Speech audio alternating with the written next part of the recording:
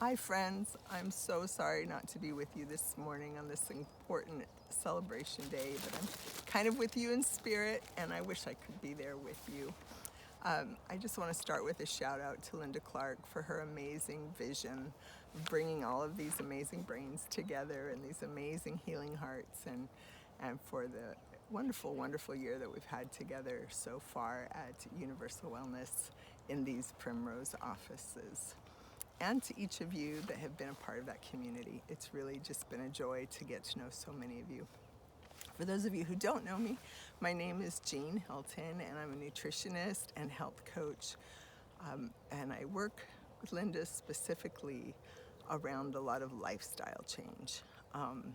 And I really have a firm belief in the effect that we each have on our long-term health outcomes. The story of this topic really goes back a few weeks.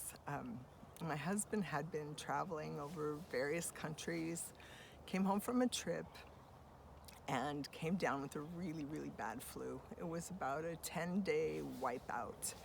On day 8, we took him to the ER to make sure that it hadn't gone into something even worse, and they just basically said that we were bringing in a bug and that it would take 10 days. At that time, I had a few of the little symptoms, and it took my body about 2 days to conquer this bug. And so I was feeling pretty good about all the work that I had done around my immune system and around managing my stress well and all of those holistic things that we do to support wellness. Well, then, a couple of weeks ago, within a 5-day period, we had really major things happen. Our son had, a 27-year-old son had what appeared to be a stroke. It wasn't, but we still don't know what it is. Our Airbnb that we ran as part of this nature project here in Auburn was vandalized. We had 3 days without water and electricity because of the PG&E event. And then finally last Saturday I had a mold exposure. And on Sunday, my body fell apart and I began to have all the experiences all the symptoms that my husband had had with this flu. And it hit me full force, and I really realized that my immune system had been taken down by this stress response. So it was very interesting to me that I had been studying all the ways that we can influence this stress response, and still it took its toll on me. So I do come to this talk today from another, maybe deeper perspective, and I'm doing this by video because I don't want to share this bug with you. It's a pretty nasty bug, but my heart is definitely there with you. Stress is a given in our life. In fact, its impact is only growing in American society. The American Institute of Stress back in 2010 stated that 48% of adults in the US population had some kind of regular physical symptomology because of their stress. Today, that same source cites 77% of US adults have a regular physical symptomology because of stress in their lives. That's definitely not moving in the right direction. 85% of doctors' visits are traced back to a stress source. Heart disease, our two biggest killers, cancer and heart disease, are directly tied in the medical research to high levels of stress as a compounding or impacting factor. So we know that we need to learn how to manage stress, and I'm going to talk about a direct way today and maybe a little deeper way to deal with that stress. There was a study based on the NIHS data that was published in about 2014 that showed, it was done at the University of Wisconsin, and it demonstrated that high levels of stress were not actually the culprit. People with high levels of stress and high perception of stress died the most frequently of any group in the population that was studied. But people who had high stress but a low perception of stress actually fared better than those with little to no stress.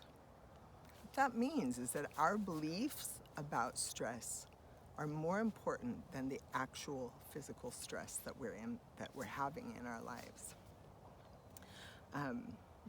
So let's talk about two very specific ways that stress impacts the body. There are many. It's a complex diagram of all the different organs of the body that are impacted. But two that I want to talk about are inflammatory messengers and vagal nerve function. Inflammatory messengers, these are referred to generally as cytokines, are the chemical messengers that go out into the body that say we need an immune response. We need a response of inflammation to help the body cope. And this can become a cycling problem and leading to chronic disease, chronic inflammation. And vagal nerve malfunction can actually, because we get in this, as you've all heard me talk about, this sympathetic state, the body can't rest and digest properly. And so this leads to nutrient deficiency, this leads to difficulty with elimination, this leads to often even mood and food craving changes. It leads to a greater vulnerability to pathogens. So let's talk about two direct ways to impact those two specific inflammatory markers. In my world of lifestyle changes, one of the most powerful and fundamental techniques that we can use is breathing techniques. So I want to just categorize all breathing techniques for you. Basically, we put them into the categories of active, passive, or breath retention. And whether you're involved in yoga or mindfulness therapies or heart math, all of the breathing techniques can be categorized in this way. And I'm going to teach you two very general strategies that can impact these direct stress markers. This first one specifically stimulates vagal nerve function. And this is something we're always trying to do to improve digestion and to help the body fight any immune battles that might be going on. So this is called a prolonged exhalation, and it simply is changing the ratio. So you might breathe in to the count of 5, but breathe out to the count of 10, or breathe into the count of 5 and out to the count of 15. Let's try it just for a second. In, 2, 3, 4, 5, and out, 2, 3, 4, 5, 6, 7, 8, 9, 10. And repeating this breathing is an easy way to stimulate vagal nerve function on a daily basis. Now take note that all of the techniques that I'm going to talk about today, practitioners in the field have indicated that you get about a 10-fold increase in effectivity if you're in nature like I am today. We don't know if this is because of the higher oxygen content or the negative ions, we don't know. But whatever it is about being in nature, your practice is going to be dramatically more effective if you can just tap into some nature. That doesn't mean don't practice if you can't be in nature. Do this wherever you are. You always have your breath with you. But this is a great way to stimulate the vagus nerve. The second is a great anti-inflammatory. It's been demonstrated in the medical research to block inflammatory cytokines, specifically for those of you that love following the research, interleukin 6, interleukin 8, and tumor necrotic factor alpha. So this is we won't demonstrate it, I'll just simply tell you about it, and I'd love you to go home and experiment with it at home. And that is hyperventilation with an emphasis on the inhale. Short, shallow breaths to raise your CO2 levels. You want to always do this practice below your physical threshold, meaning that if you begin to get dizzy or lightheaded at any point, then you've gone too far. So keep it short, keep it sweet and simple, but allow yourself to hyperventilate. Play with this. You'll notice I'm not going to give you any numbers about how long you should practice, because every person needs a very distinct and unique practice. So I want you to play with it. See how it feels at home.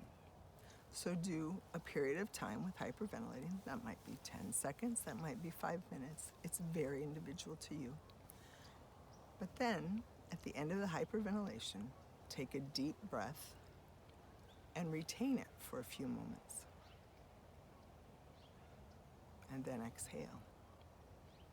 And this process sends a message to the body that seems to stop the flow of these inflammatory messengers. So these are two direct methods that you can use to reduce the impact of stress and modulate some of the immune functions in the body.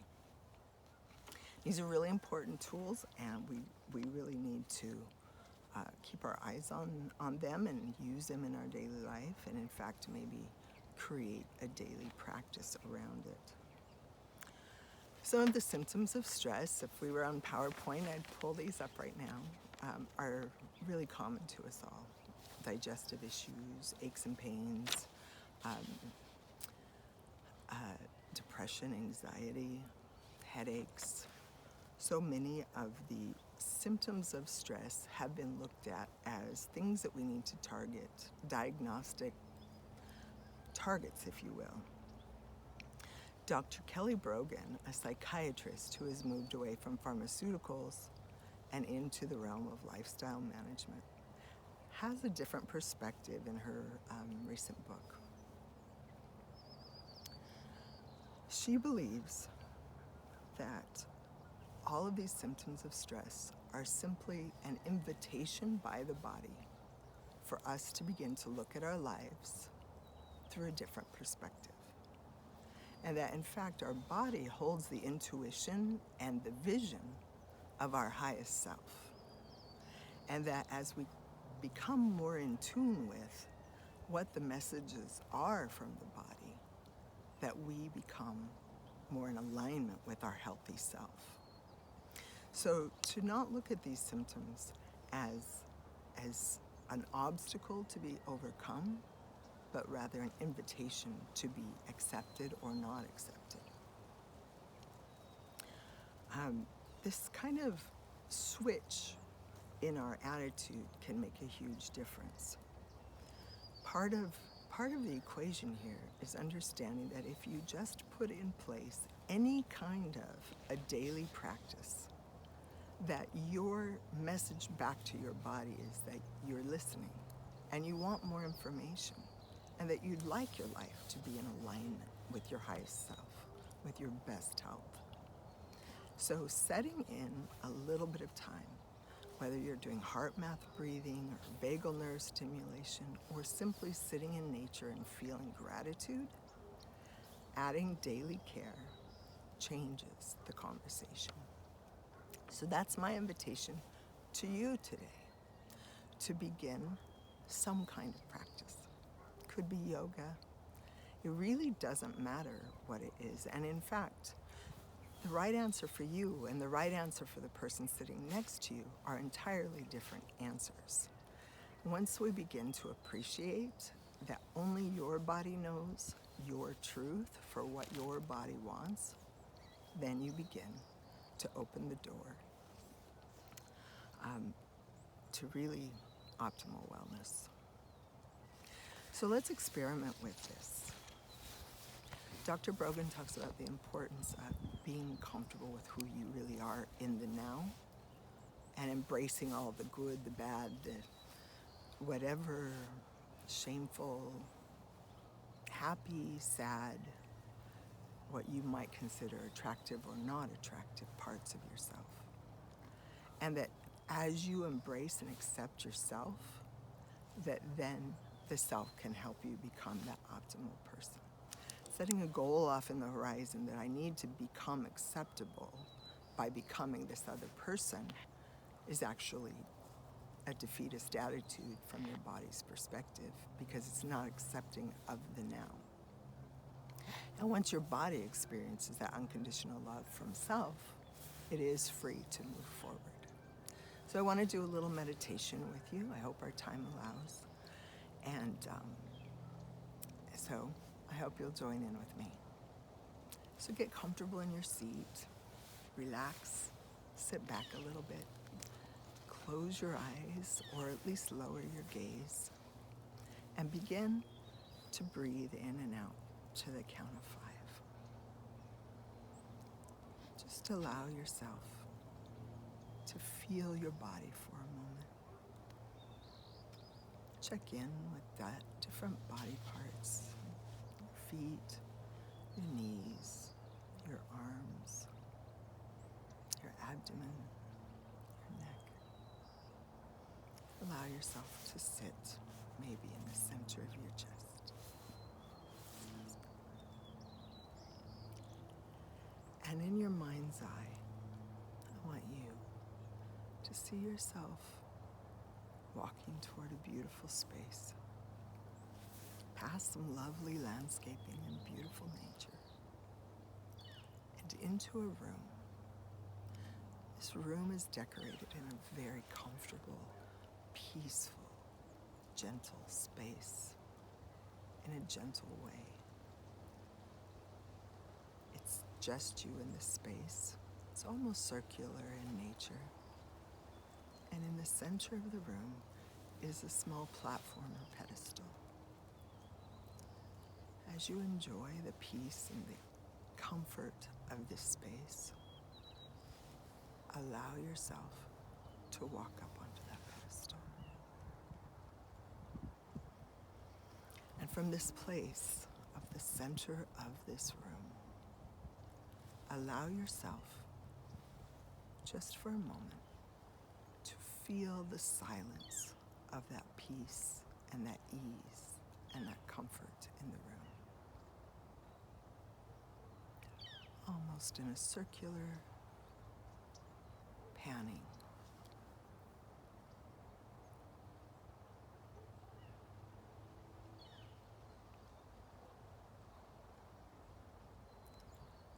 And as the silence around you fills you with comfort, allow yourself to notice any noise, emotion, effort, flow coming from within you, oozing out into the room. Sense it in comparison with the room.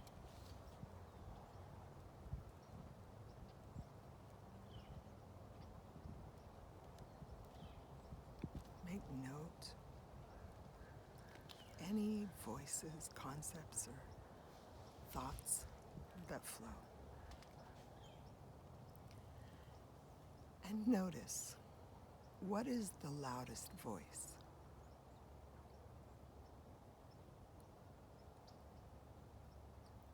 What is the quietest voice?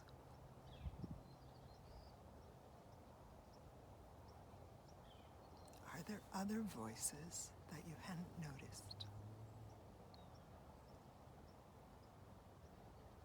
Other sounds or impressions coming from within your body?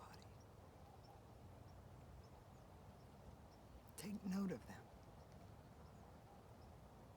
Allow yourself to hold them for a moment. And now as you stand in this space, a sort of box of mirrors begins to surround you. A 3D encapsulation with only you on the inside, capturing your image from the front and the side and the top and below. No one else can see you, only you can see you. Spend a moment looking. What emotions come up for you? Are there judgments?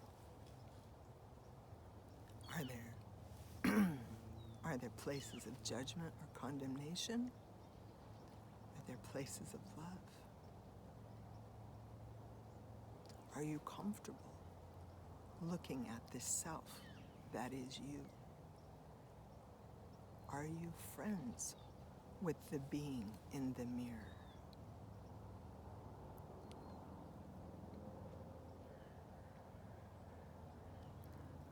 As you look at this being that carries you through this world, I want you to send a moment of love to this person and let love and acceptance surround and even color the mirror. Our perception is our reality, and our belief in the future is what determines our resiliency. Let your belief come through as you look at this being. And now, notice that the mirrors to the front expand. And the future you lies out ahead. Can you see that being? Do you like that being?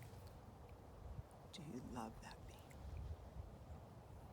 And most importantly, do you have confidence that that being can handle whatever comes its way? Send a moment of love and embrace. And when you're ready, come back to the room.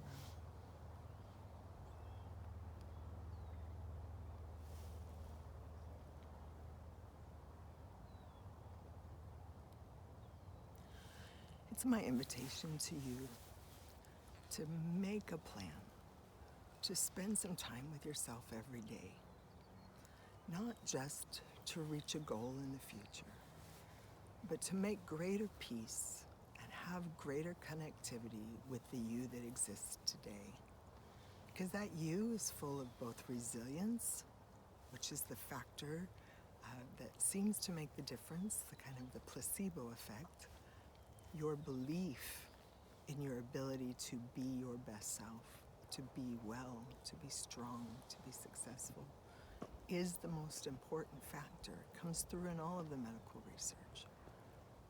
This is the power of the placebo, but it's also the power of the mind, the soul, and the body. Make a date with yourself every day to do something, and it almost doesn't matter what it is. To listen to yourself and to spend time with yourself. It's the greatest gift you can give to yourself and to the future that you want with the best health that you can have. I hope that you've gotten a little moment from this. For those of you that were going to do heart math with me today, I will honor that visit with heart math at any future date that works for you. I'm sorry I couldn't be there to do it today. And if any more of you want to sign up for this little 20-minute experience with it, that's great. I am a big fan of heart math because it helps you get to the heart of your health, to really hear yourself. But whatever it is you're practicing, I know that you're going to find your very best health. And I wish you health. Have a wonderful day with lots of love from Auburn.